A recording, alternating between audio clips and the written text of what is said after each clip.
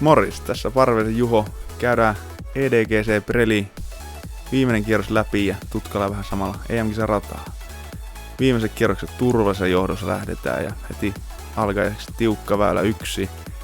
Tässä lähden Star Apelle avaamaan lammen yli Hyssenä Kipolle. Tosiaan ensimmäinen avaus pikkasen lipsahtaa ja lähtee koivuja ennen väylän vasempaan reunaan. Sieltä jää tommonen 25-metrinen putti, mutta vähän huonosta asennosta sekin, niin lipsahtaa pikkasen väylän vasempaan reunaan. Mutta sieltä paariputti sitten keskelle koria ja lähdetään paarilla väylälle 2. Väylä 2 on sitten tämmönen paar 4, missä pitää heittää eka oikeastaan suoraan 80 ja sitten lähestyä korille. Tässä tosiaan Prodigyn PA1 ihan kokeilee suoraan, todella nurkan yli vaan päästä, en kovinkaan pitkälle yritä ja siitä sitten lähde samalla kiekolla PA1 heittämään tuommoista pientä antsaa, joka vähän oikasis tonne taskuun. Nyt ei hirveästi oikassu ja meni tonne vähän korista oikealle, mutta siihen jäi tommonen vaan 6-7 metrinen putti ja se varmasti keskelle ja ensimmäinen pirkko. Sitten 3. väylä, 160 metriä par 4, lähden tosiaan tuolta oikein kautta tonne takanurkkaan pelaa Star Apelle taas OPn päältä. Tommonen vähän flättinä, vähän hyssessä, loppuun iso fade ja ollaan tuolla takanurkassa. Vähän jäi koivun taakse, mutta sieltä pääsee heittään vireellä sitten hyssee korille, pommihyssee. Se näytti ihan hyvältä, mutta se näköjään jäi 10 metriä vajaaksi ja siitä pirkkopyritys. Vähän oli hakemista siinä ja vasemmalta ohi paari onneksi sisään ja 3. väylä paari. Sitten 4. väylä on tommonen vajaa 90 suora tai vähän antsalla menevä väylä auttia korin takana. Tässä oli vähän vastatuulta, lähi heittää PA1 aika suoraan. Ei ihan niinku mennyt koko matkaa suoraan pikkasen loppuussa peidas, mutta hyvin lähelle koria ja siitä 5 metristä pirkkoputti sisään. Vähän oli tuulta siinä väylällä äsken. Tosiaan 5. väylä sitten, tässä on vähän tiukkaa auttia, vähän tiukempaakin kuin toi kartta näyttää, mutta tuuli oli vähän oikealta vasemmalle ja lähi heittää iso hysseen. Yritin ottaa tuulen avuksi ja vetää silläkin puolella, mutta vähän tosiaan oikealta meni vasemmalle toi heitto ja jäi tommonen 20 lähäri tuolta vasemmasta reunasta. Se varmasti juuree ja paari sisään. Sitten väylä 6, hieno väylä. Tässä tosiaan taas Star Ape käytössä ja vähän tuolta oikean kautta OPn päältä. Tarkoitus olisi heittää sieltä suora, joka feidaa sitten keskelle väylää tonne 110-120, josta jää noin 100 metrin lähäri 90. Heitin tuossa paikaltaan, oli vähän huono paikka ottaa vauhtia, mutta nyt vähän tuuli vei sitä ja karkas tonne skipillä autin puolelle. Ja sieltä sitten paarin kuitenkin pelasti alamäkiputilla noin 10 metristä, vähän alle ehkä. Tässä vähän tilannetta 6. väylän jälkeen. No niin, 7. väylä on tosiaan tämmönen 102 metrinen, vähän antsa. Alussa vähän ylämäkeä, mutta sitten tasaantuu loppuun. Tässä oli käytössä Z-muovin putsi. Vähän flippas liikaa ja oli vähän matala, niin jäi tommoset 10-11 metriä vajaaksi. Ehkä näköjään vähän enemmänkin. Ja sieltä pitkä putti keskelle sisään ja pirkolla siitä. Sitten 8. väylä. Tää on hienon näköinen maisema tässä. Heitetään tosiaan korotetulta tiiltä. Tommonen alkuun pitäisi heittää tommonen noin 100-120 metrinen suora tai pieni hysse keskelle väylää. Heti Star Apelle ja siitä paikaltaan lähäri. Star Pirebirdillä noin 90, meni vähän kori yli. Siinä on jonkun verran tilaa tulla kori ylikin, ei mene vielä auttiin. Sieltä pirkkoputti vähän korkeana vastatuuli, mutta sisään jäi. Sitten 9 väylä.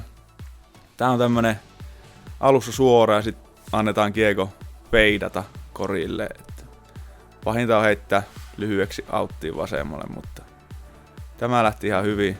Vähän oli matala, niin ei tullut sitten tarpeeksi korille sitä loppuun feidiä, mutta jäi semmonen 10-metrinen.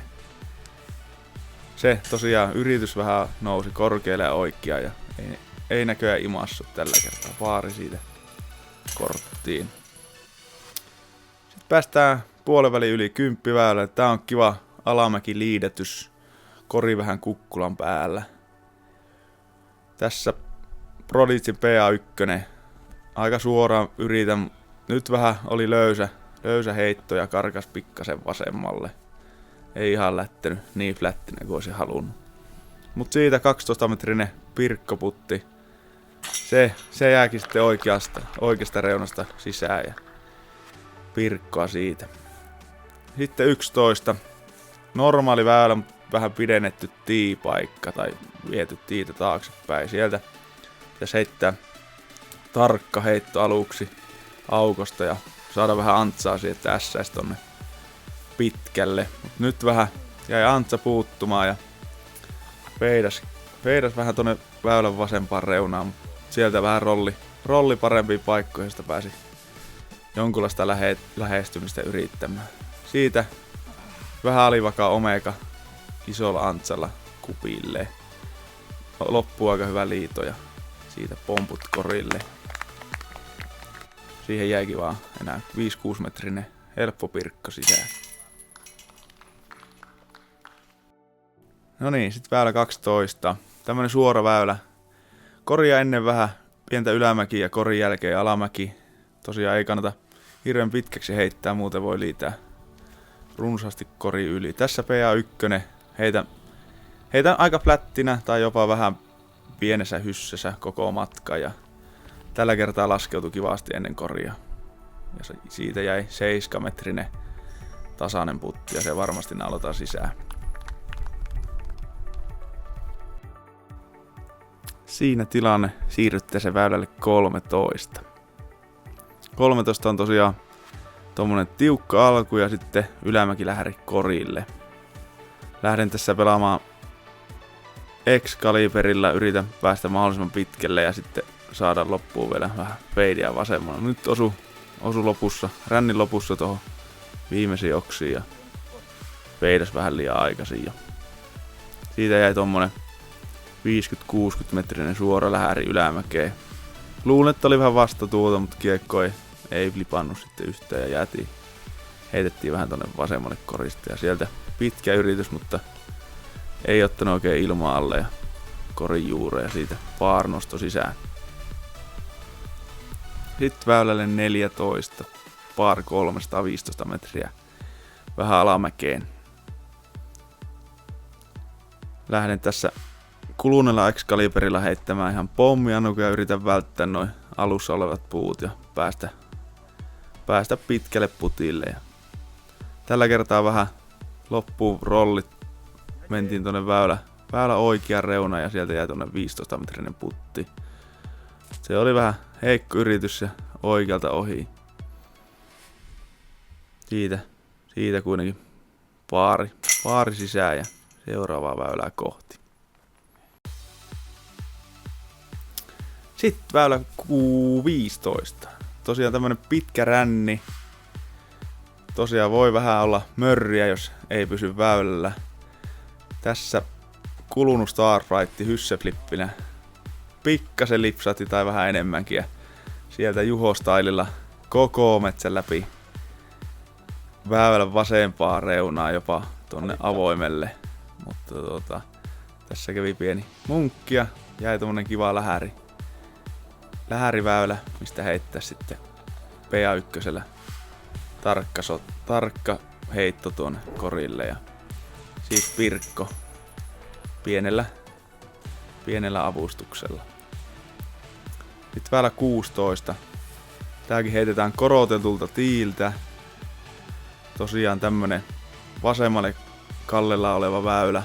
Itse heitä kulunut pro-tiippari, ihan niinku skyrolleri sinne loppuu vähän rollia ja tällä kertaa ei ihan tarpeeksi kääntynyt kiekko, vaan jäätiin tonne väylän vasempaan reunaan. Noin 10-metrinen ylämäkiputti, mut se jakso hyvin perille ja keskelle sisään Pirkkoa korttiin. Sitten väylä 17, legendaarinen kotiipizza-väylä ja tosiaan tiukat autit on joka puolella auttia, vähän alamäki. Nyt oli jopa vähän tuultakin siinä haittuna, mutta A2 sinne flättinä ja annetaan se kiekon tehdä työ ja Hyssekkipuolelle siitä sitten. Se jäi 7 vajaaksi. Ylämäkiputti onnistui ja Pirkkoa kortti. Sitten ehkä hienoin väylä koskaan, väylä 18.